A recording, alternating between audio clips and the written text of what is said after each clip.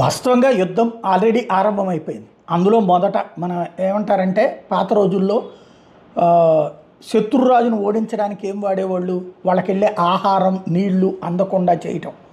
మనం ఇప్పుడు పాకిస్తాన్కి సంబంధించినటువంటి అలాంటి వ్యవస్థనే ఓ పక్కన క్లోజ్ చేస్తున్నాం. కరాచీ దగ్గర బ్లాక్ చేసేటటువంటి సిస్టమ్ రెడీలో పెట్టుకున్నాం. బట్ మనం ఇంకా వాళ్ళకి ఇన్స్ట్రక్షన్ ఇవ్వలేదు అంతే.